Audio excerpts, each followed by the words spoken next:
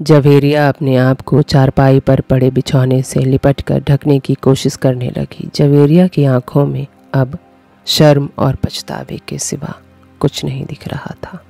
मेरा नाम है मेहरुनिशा। आपका मेरे चैनल पर स्वागत है। आसिम ने अपना जिला बदल दिया था। वह अपने दूर के मामू के यहाँ आकर बस गया था। अधेड़ उम्र का आसिम अपने मामू के यहाँ ही रहकर कुछ काम करना चाहता था।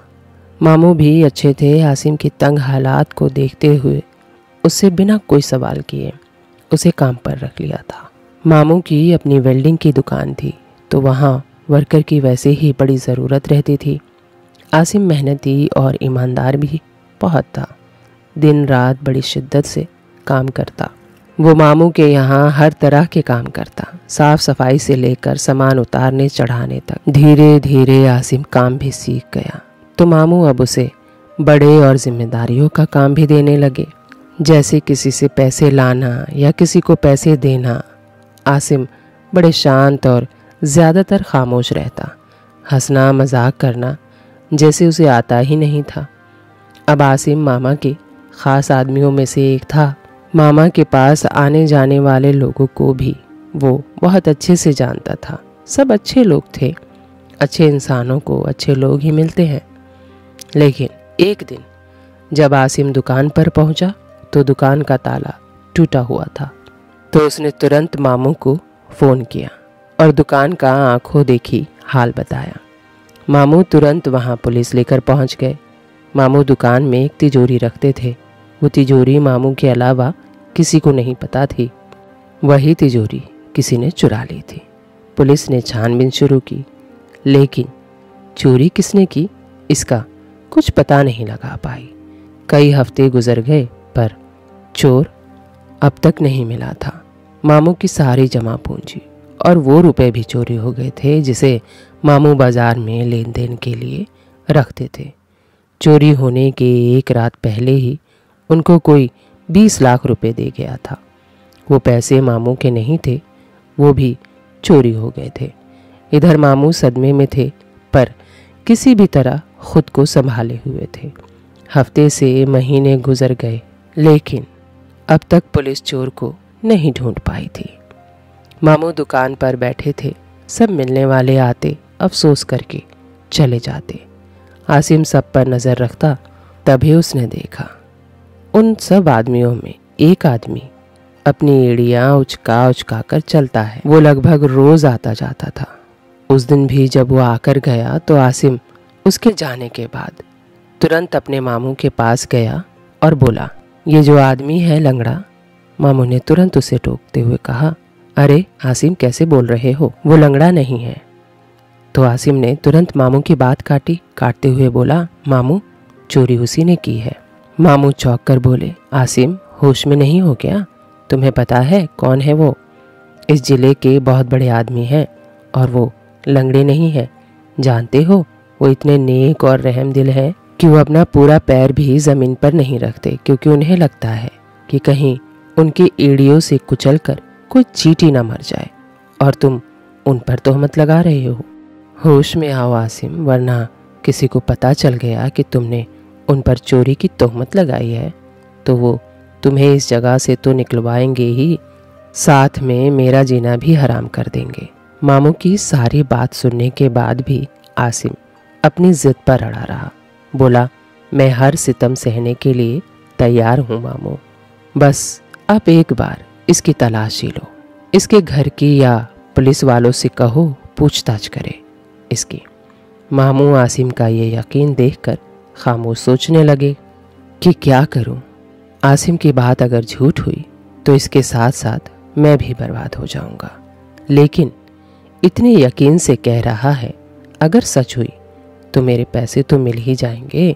यही सोच में बैठे मामू बोले, ठीक है आसिम, अगर तुम्हारी बात झूठ निकली तो कोई तुम्हें यहाँ रहने नहीं देगा, क्योंकि वो बड़े नेक आदमियों में गिने जाते हैं। फिर उसके बाद जो लोग तुम्हारे साथ करेंगे मैं उनकी तरफ से मिलूंगा तुमसे। सोच लो आसिम बोला, मामू मैं हर सितम सह लूँगा। कहा ना आपसे, बस आप इसके घर की तलाशी लीजिए। मामू ने अल्लाह अल्लाह करके पुलिस को बुलाया। पुलिस से बोला, मुझे एक आदमी पर शक है, लेकिन उसकी तलाशी लेते वक्त आप मेरा नाम ना बताइएगा कि मैंने शक जाहिर किया है। तो पुलिस वाले बोले, आप नाम तो बताओ। तो मामू ने नाम बता दिया। पुलिस वाले थोड़ा हिचकिचाए ज़रूर, पर ईमानदारी के साथ उसके घर की तलाशी ली। तलाशी में उसके घर से वो 20 लाख रुपए बरामद हुए जो दुकान से चोरी हुए थे। पुलिस उसे गिरफ्तार करके ले गई और पैसे मामू के हाथ में लाकर थमा दिए। मामू आसिम को देखते रह गए। बोले, आसिम, मैं बहुत खुश हूँ कि पैसे मिल गए, लेकिन मुझे ये बताओ तुम्हें कैसे पता लगा कि चोरी उसी ने की है? तब आसिम ने जो मामू को बताया, मामू को आसिम की बात सुनकर होश ही उड़ गए। आसिम ने बताया कि जब उसकी अम्मी जिंदा थी तो उसने मेरी शादी के लिए कई रिश्ते ढूंढे। अम्मी की एक ही ख्वाहिश थी कि नेक और इबादत गुजार लड़की से मेरी शादी हो। रिश्ता देखते देखते अम्मी गुजर गई, लेकिन मुझे रिश्ता नहीं मिला। जैसा कि आप जानते ही हैं कि मैं अपने माँ बाप का इकलौता लड़का हूँ। अम्मी के गुजर जाने के बाद उनकी आखिरी ख्वाहिश मुझे पूरी करनी थी। मैं भी इबादत गुजार लड़की ढूंढने लगा। आधी उम्र निकल जाने के बाद मुझे एक नेक इबादत गुजार लड़की मिल गई। उसका नाम जवेरिया था। वो बहुत खूबसूरत और बड़ी सादा सी इबादत गुजार लड़की थी। मैं बहुत खुश था उससे शादी करके। वो इतनी नेक और रहम दिल थी। सारा दिन वो घर के कामों में रहती। जब शाम को मैं घर आता तो वो मेरा इंतज़ार करती। उसने घर में चिड़ियों को भी पाल लिया था और सारा दिन वो चिड़ियों से बातें करती। चिड़ियों को कभी भी पिंजरे में नहीं बंद करती। मैं कहता ये उड़ जाएंगी तो कहती कि मुझे कैदी पसंद नहीं। उसकी इन्हीं अदाओं पर मैं फिदा रहता। रोज़ सुबह मैं काम पर जाता, शाम को आता। वो मुझसे कोई फरमाइश नहीं करती। अच्छे खाने बनाती और मेरा खूब ख्याल रखती। ना मेरे आने से पहले वो खाना खाती और ना ही घर से बाहर निकलती। मैं उससे कहता, चलो जवेरिया, बाज़ार चलो मेरे साथ। तो कहती, मुझे बाज़ार में जाना पसंद नहीं। मैं सोचता, काश अम्मी होती तो वो इसे देख कितना खुश होती। पूरे घर को मेरी अम्मी की तरह जन्नत बना दिया था। शायद मैं ऐसा सोचता था उसकी नरम दिल की वजह से। एक दिन मैं सुबह काम पे जाने के लिए तैयार हो रहा था, तभी उसने इतने दिनों के बाद एक फरमाइश की। बोली कि घर के बाहर वाला पेड़ कटवा दूं। मैं सोच में पड़ गया कि ये कैसी फरमाइश है, लेकिन पहली बार उसने कुछ मांगा था मुझसे।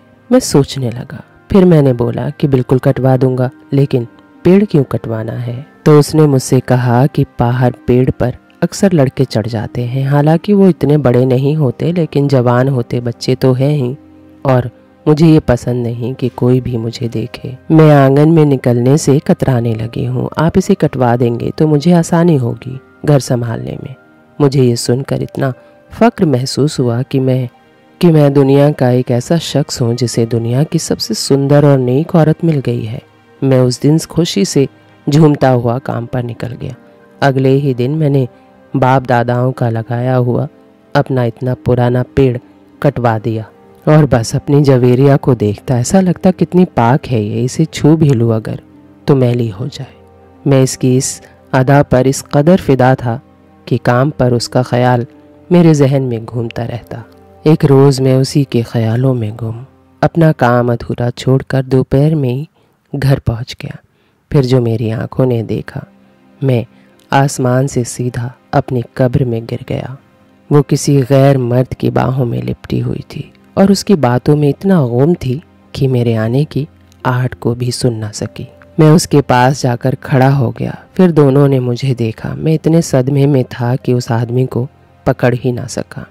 वो मेरे सामने से निकल भागा और जवेरिया अपने आप को चारपाई पर पड़े बिछौने से लिपटकर ढकने की कोशिश करने लगी।